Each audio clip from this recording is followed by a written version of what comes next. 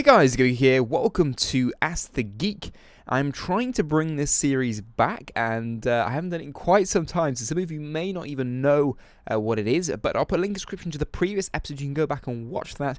But basically, you guys send in some questions. They could be quite serious questions, advice, things like that, or there could be just some little things you want to know about me, or just have some interest in or like opinion on, anything like that really. It can be from any end of the scale. Send it in, whether it's via Twitter, via YouTube messaging, or anything in the like, and yeah, or leave it in the comment section of the video. It depends how private you want to make it. If you send it by YouTube message to me, or if I follow you on Twitter, direct message, and let me know you don't want your name read out, and then that'll be fine, and we can treat that quite private. But if you don't mind asking your question publicly, then you can do it via Twitter, via my Facebook fan page, link in the description to that, and also in the comment section of this very video.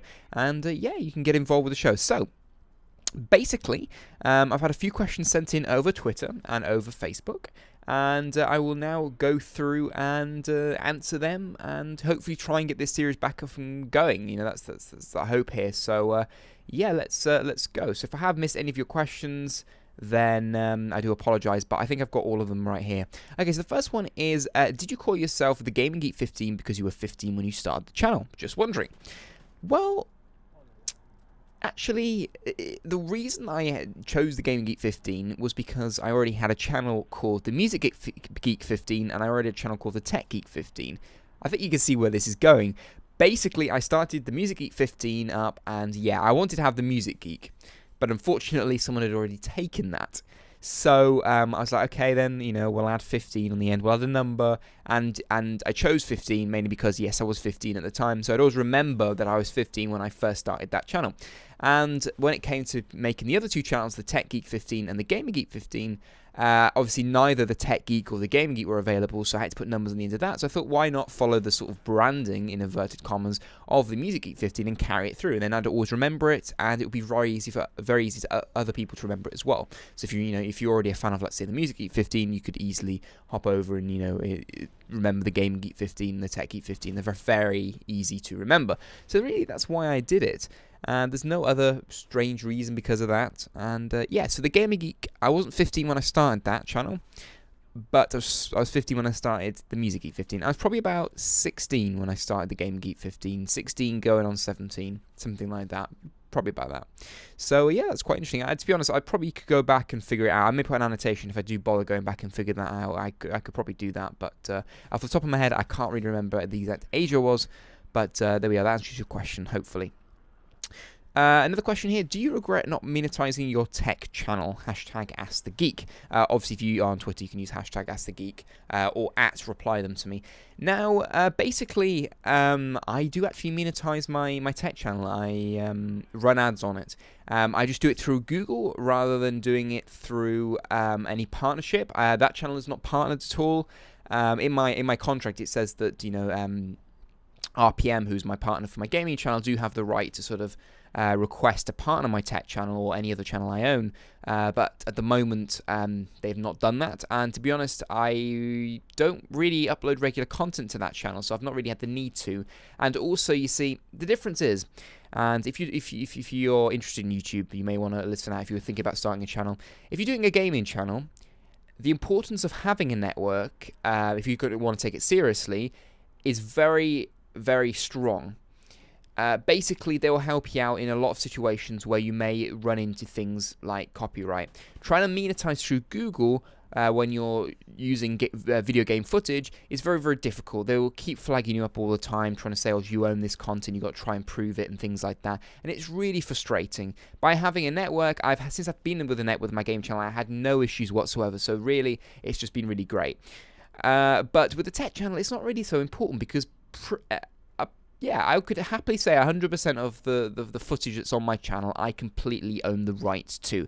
It's all my footage, it's all filmed myself, all the graphics are owned by me. Everything on there is 100% mine. So occasionally, when Google or YouTube do come to me and go, we don't think you own the rights to this, I go, yes, I do.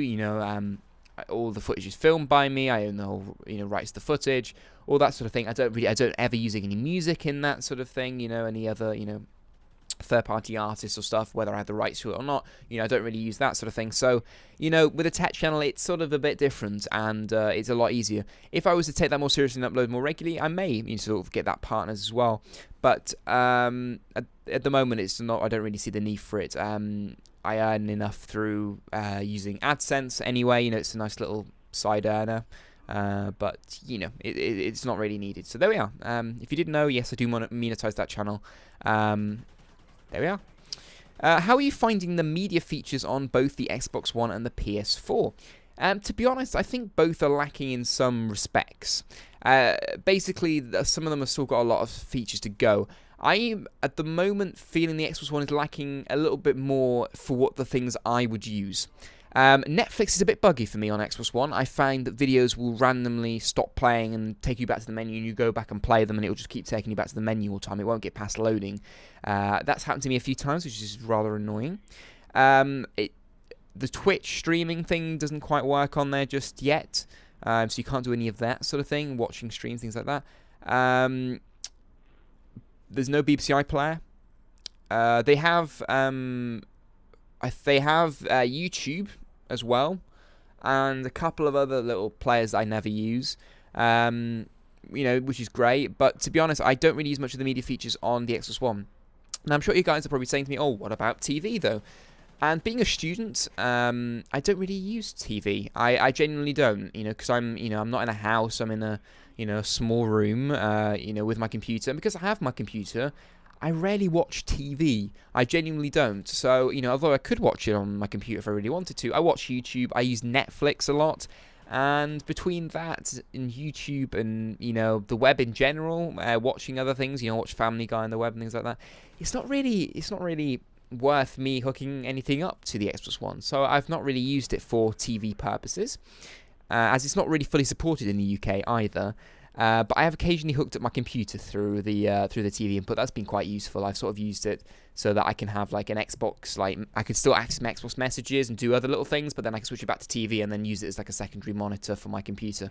And so that's pretty cool. I've used that a few times, but really the media features on the Xbox I haven't been using too much. The PS4 ones I have been actually using. Netflix works fine. I've been using that. There's no YouTube on the PS4, which is annoying. It's rather annoying. And I even tried going on the web browser and going to youtube.com like that way, and that doesn't work either because they don't have Flash installed, which is a bit odd, but there we are.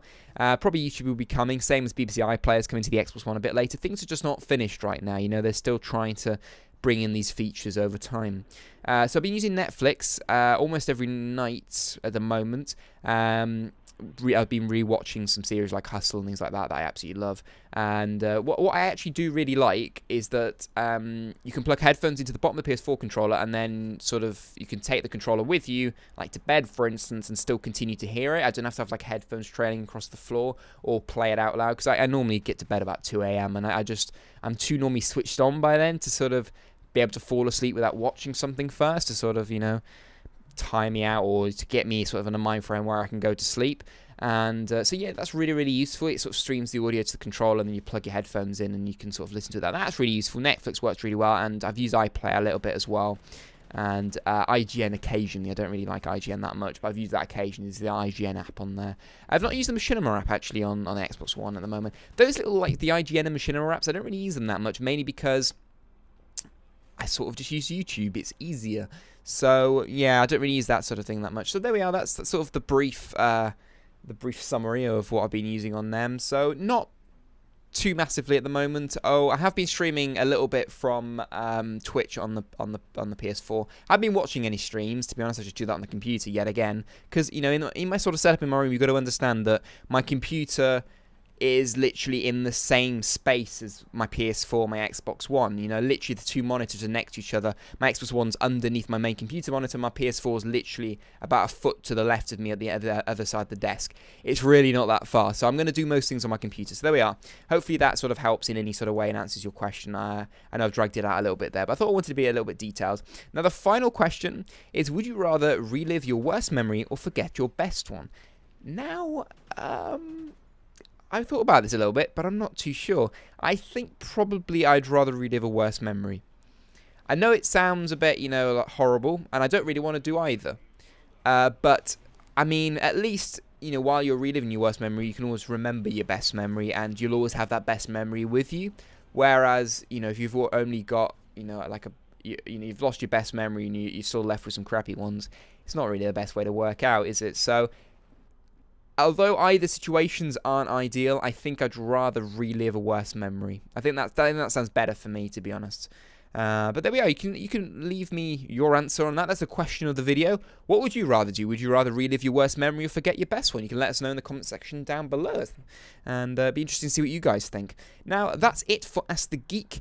That's all the questions I have right now. But don't forget, please send in. Literally, it can be sort of any sort of question you want. It could be, you may think it's just, you know, a sort of simple question that, you know, I'm not going to bother reading out.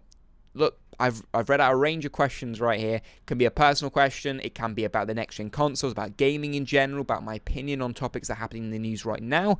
Or it could be something a little more personal. You want some advice on anything like that.